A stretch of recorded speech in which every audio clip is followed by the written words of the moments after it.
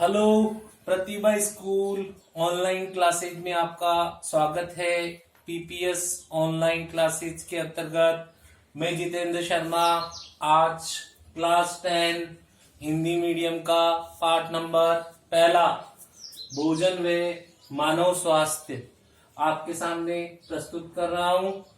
तो सबसे पहले हम देखते हैं कि भोजन भोजन हमारे लिए बेहद आवश्यक तत्व है, क्योंकि भोजन या पोषण से ही हमें कार्य करने की शक्ति प्राप्त होती है और ऊर्जा प्राप्त होती है। इस कारण भोजन हमारे लिए बेहद आवश्यक है। जीव विभिन्न रूपों में, अनाज के रूप में, फल सब्जियों के रूप में भोजन खाते हैं और पेड़ पौधे प्रकाश संश्लेषण की क्रिया के द्वारा भोजन का निर्माण करते हैं। सबसे पहले हम देखते हैं कि भोजन दो प्रकार का होता है। पहला संतुलित भोजन और दूसरा असंतुलित भोजन। संतुलित भोजन वह भोजन जिसमें भोजन के सभी आवश्यक पोषक तत्व उपस्थित हो, ऐसे भोजन को हम संतुलित भोजन कहते हैं।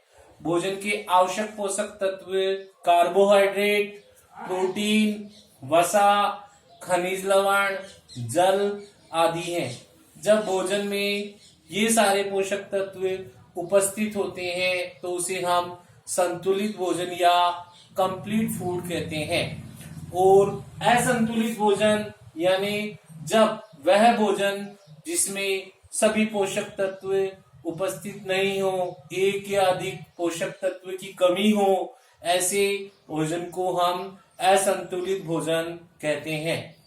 जब भोजन में एक या अधिक पोषक तत्व की कमी होती है तो असंतुलित भोजन के कारण मनुष्य में कुपोषण उत्पन्न होता है। कुपोषण, अब हम देखते हैं कि कुपोषण या मेलन्यूट्रिशन क्या है। तो सबसे पहले हम देखते हैं कि जब लंबे समय तक भोजन में एक या अधिक पोषक तत्व की कमी होती है तो ऐसी स्थिति को हम कुपोषण कहते हैं। कुपोषण के अंतर्गत लंबे समय तक मनुष्य को कोई कार्बोहाइड्रेट, वसा, प्रोटीन, खनिज लवण आदि में से एक या अधिक पोषक तत्व उपलब्ध नहीं हो पाते हैं, जिसके कारण मनुष्य कुपोषण का शिकार हो जाता है। कुपोषण के प्रकार हम देखें तो कुपोषण 3 प्रकार के होते हैं। पहला है विटामिन कुपोषण, दूसरा है प्रोटीन कुपोषण और तीसरा है खनिज कुपोषण। सबसे पहले विटामिन कुपोषण, अर्थात जब लंबे समय तक भोजन में विटामिन की कमी हो जाती है तो इस प्रकार के कुपोषण को हम विटामिन कुपोषण कहते हैं। इसके कारण मनुष्य में विभिन्न प्रकार के रोग उत्पन्न होते हैं। जैसे कि सेकंड नंबर का कुपोषण है प्रोटीन कुपोषण।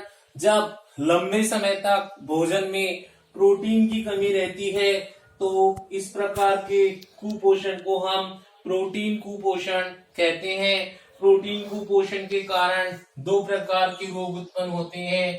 पहला है क्वाशियोकोर और दूसरा है मेरिस्मस रोग। और तीसरे प्रकार का कुपोषण है खनिज कुपोषण। जब लंबे समय तक भोजन में खनिज तत्व की कमी होती है तो इस प्रकार के कुपोषण को हम कहते हैं खनिज कुपोषण। आज हम पहले प्रकार का कुपोषण विटामिन कुपोषण इसका अध्ययन करेंगे। सबसे पहला कुपोषण है विटामिन कुपोषण, अर्थात जब भोजन में लंबे समय तक किसी न किसी विटामिन की कमी होती है तो ऐसी स्थिति को विटामिन कुपोषण कहते हैं। हम जानते हैं कि हमारे भोजन में विभिन्न प्रकार के vitamin A, B, C, D आदि पाए जाते हैं, ई आदि पाए जाते हैं। अब हम देखते हैं कि विटामिन की कमी से होने वाले रोग जो विटामिन कुपोषण से होते हैं उनका अध्ययन करेंगे। सबसे पहला विटामिन है विटामिन ए। विटामिन ए की कमी से होने वाले रोग को रतौंधी कहते हैं। रतौंधी के अंदर प्रकाश में या रात में अच्छी तरह दिखाई नहीं देता है। इस प्रकार के रोग को रतौंधी कहते हैं। ये विटामिन ए की कमी से होता है। इसकी पूर्ति के लिए हरी सब्जियों का अधिक प्रयोग करना चाहिए, गाजर खानी चाहिए, जिससे विटामिन ए हमें प्राप्त हो और ये रोग विटामिन ए की कमी पूरी होने पर ठीक हो जाए। नंबर सेकंड प्रकार का विटामिन है विटामिन बी12, जिसे हम रासायनिक भाषा में वैज्ञानिक नाम है इसका थायमीन। इसकी कमी से होने वाले रोग को बेरी रोग कहते हैं। इसमें मनुष्य में हृदय की धड़कन कम हो जाती है, हृदय और तंत्रिका कोशिकाएं कमजोर हो जाती है। हृदय की धड़कन कम होने और तंत्रिका कमजोर होने से मनुष्य थकान का अनुभव करता है। इसकी कमी के लिए साबुत अनाज का अधिक से अधिक प्रयोग करना चाहिए। थर्ड प्रकार का विटामिन है विटामिन बी2, जिसको राइबोफ्लेविन कहते हैं। इसकी कमी से होने वाले रोग को राइबोफ्लेविनोसिस कहते हैं। इस रोग में मुख के किनारे फटता है और होठों का फटना आदि इस रोग की विशेषता है। इसके अलावा याददाश्त और स्मृति में कमी हो जाती है। चौथे प्रकार का विटामिन है विटामिन बी3, जिसे नियासिन कहते हैं। इसकी कमी से होने वाले रोग को पेलेग्रा कहते हैं। पेलेग्रा रोग में जीभ और त्वचा पर पपड़ियां बन जाती है। ऐसी स्थिति को पेलेग्रा रोग के नाम से जाना जाता है। ये एग्जाम की दृष्टि से बहुत महत्वपूर्ण है।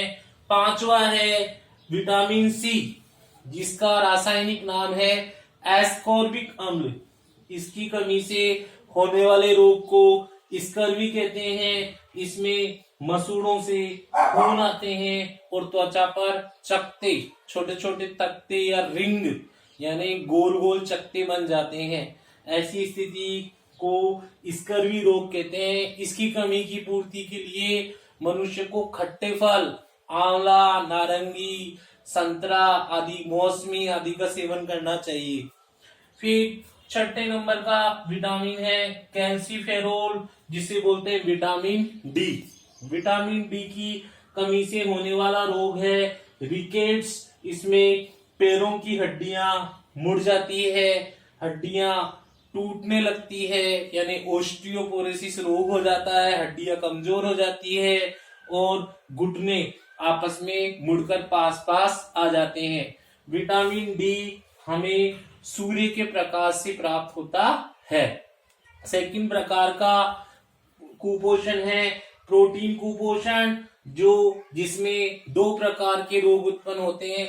जब लंबे समय तक भोजन में प्रोटीन की कमी होती है तो ऐसे कुपोषण को प्रोटीन कुपोषण कहते हैं। इससे दो प्रकार के रोग होते हैं, पहला है क्वासियोकोर और दूसरा है मेरिस्मस।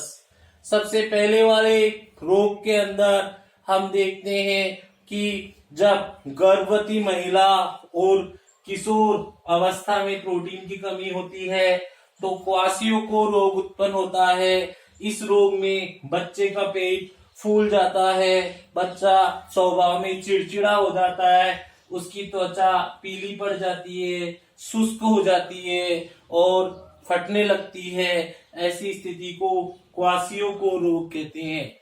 सेकंड है मेरिस्मस रोग, जब प्रोटीन के साथ साथ ऊर्जा की कमी भी हो जाती है तो ऐसी स्थिति को मेरिस्मस रोग कहते हैं। इसमें त्वचा कांतिहीन हो जाती है, मतलब चमक गायब हो जाती है, आंखें धस जाती है और ऐसी स्थिति को हम मेरिस्मस रोग के नाम से जानते हैं। इनकी कमी की पूर्ति के लिए अधिक से अधिक प्रोटीन जैसे सोयाबीन, दालों, मांस, अंडे का प्रयोग करना चाहिए।